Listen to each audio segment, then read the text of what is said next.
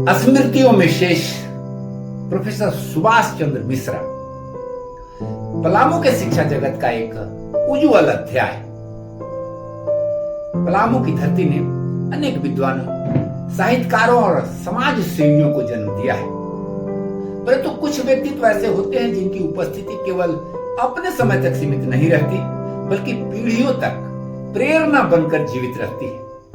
वरिष्ठ शिक्षाविद, अंग्रेजी साहित्य के विद्वान और बहुआयामी व्यक्तित्व प्रोफेसर सुभाष चंद्र मिश्रा ऐसे ही विरल व्यक्तित्वों में से एक थे। 9 मार्च 2026 को उनके देहावसान के साथ पलामू के शैक्षणिक और सांस्कृतिक जगत का एक उज्जवल अध्याय मानो थम गया। यह केवल एक शिक्षक का निधन नहीं, बल्कि उस युग की विदाई है जिसने दशकों तक शिक्षा, साहित्य और सामाजिक चेतना को दिशा दी। 29 जून 1944 को पलामू जिले के पनेरी बांध स्थित अपने ननिहाल में जन्मे प्रोफेसर मिश्रा का पैतृक घर बिहार के रोहतास जिले के पांडुका में था। पिता तपेश्वर मिश्रा और माता सरस्वती देवी से मिले संस्कारों ने उन्हें बचपन से ही ज्ञान, विनम्रता और सेवा की राह पर अग्रसर किया। यद्यपि उनका मूल घर रोहतास में था, किंतु उनका अधिकांश जीवन पलामू में ही बीता और यही क्षेत्र उनकी कर्म भूमि बना। डाल्टनगंज, अब मेदिनीनगर के प्रसिद्ध जीएलए कॉलेज में अंग्रेजी के प्राध्यापक के रूप में उन्होंने लंबे समय तक अध्यापन किया। वे केवल पाठ पढ़ाने वाले शिक्षक नहीं थे, बल्कि विद्यार्थियों के व्यक्तित्व का निर्माण करने वाले गुरु थे। उनकी कक्षाएं विद्यार्थियों के लिए केवल पाठ्यक्रम तक सीमित नहीं रहती थी, वे साहित्य की गहराइयों के साथ जीवन के मूल्यों, विचार की स्वतंत्रता और नैतिकता का भी पाठ पढ़ाते थे। उनकी प्रभावशाली वाणी और गहन अध्यापन विद्यार्थियों को तुरंत प्रभावित कर लेते थे। यही कारण है कि उनके हजारों विद्यार्थी आज विभिन्न क्षेत्रों में कार्यरत हैं और अपने जीवन में मिली प्रेरणा का श्रेय अपने इस प्रिय गुरु को देते हैं। उनका शिक्षण केवल ज्ञान का प्रसार नहीं था, बल्कि एक मौन प्रबोधन था। उनके विद्यार्थियों की स्मृतियों में कई ऐसे प्रसंग हैं जो उनके व्यक्तित्व की गरिमा और गहराई को उजागर करते हैं। एक बार एक छात्र 5 मिनट देर से उनकी कक्षा में पहुंचा और बिना अनुमति के अंदर आ गया। प्रोफेसर मिश्रा ने अपना व्याख्यान रोक दिया और उससे पूछा, आप कौन हैं? यह प्रश्न साधारण होते हुए भी गहरा था। छात्र ने काव्यात्मक अंदाज में उत्तर दिया, मैं आप ही के चमन का एक महकता हुआ फूल। प्रोफेसर मिश्रा मुस्कुराए और बोले, ठीक है, बैठ जाइए। इस छोटे से संवाद में भी उनके व्यक्तित्व की गरिमा, संयम और शिक्षण शैली झलकती थी। उनकी संवेदनशीलता का एक और प्रसंग विद्यार्थियों की स्मृति में आज भी जीवित है।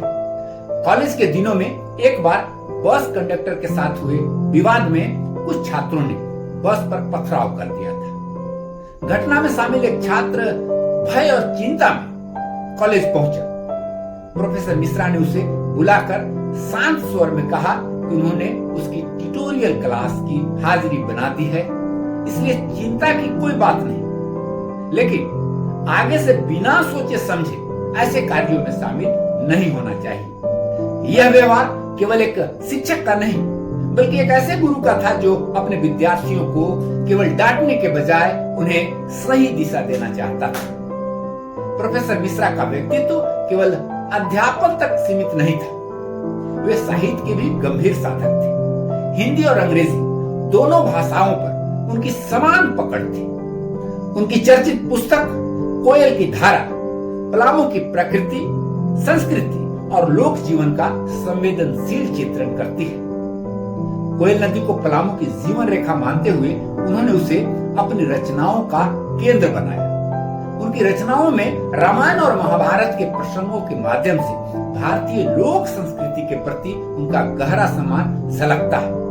उनके व्यक्तित्व और योगदान पर केंद्रित एक पुस्तक सबकी सुवास यह दर्शाती है कि वे समाज में कितने प्रिय और सम्मानित व्यक्तित्व थे। साहित्यिक और सांस्कृतिक गतिविधियों से उनका गहरा जुड़ाव था। वे अनेक साहित्यिक गोष्ठियों, सांस्कृतिक कार्यक्रमों और सामाजिक संस्थाओं से जुड़े रहे। पलामू की साहित्यिक माटी की खुशबू को जीवित रखने में उनका महत्वपूर्ण योगदान था। वे साहित्यकारों, कलाकारों और सामाजिक कार्यकर्ताओं के साथ निरंतर संवाद बनाए रखते थे और नई पीढ़ी को साहित्य और संस्कृति से जोड़ने का प्रयास करते रहते थे। खेलों के प्रति भी उनका विशेष लगाव था।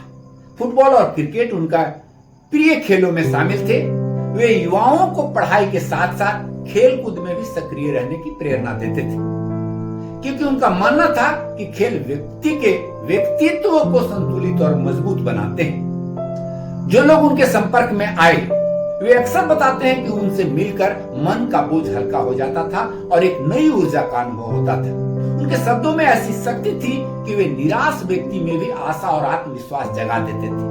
यही कारण है कि उनके विद्यार्थी ही नहीं बल्कि साहित्य और समाज के अनेक लोग उन्हें अपना मार्गदर्शक मानते थे। प्रोफेसर सुभाष चंद्र मिश्रा का जीवन इस बात का उदाहरण है कि एक शिक्षक केवल ज्ञान का प्रसार नहीं करता बल्कि समाज की भावी पीढ़ियों के चरित्र और दृष्टिकोण को भी आकार देता है।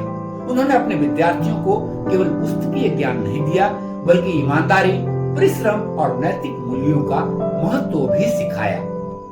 आज जब वे हमारे बीच शारीरिक रूप से नहीं हैं, तब भी उनकी स्मृतियां, उनके विचार और उनके संस्कार अनगिनत लोगों के जीवन में जीवित हैं। पलामू की धरती अभी अपने एक ऐसे शिक्षक को विदा कर रही है जिसकी दी हुई रोशनी आने वाली पीढ़ियों को लंबे समय तक मार्ग दिखाती रहेगी। यूं ही नहीं किसी ने कह दिया, सबकी आस सुभाष।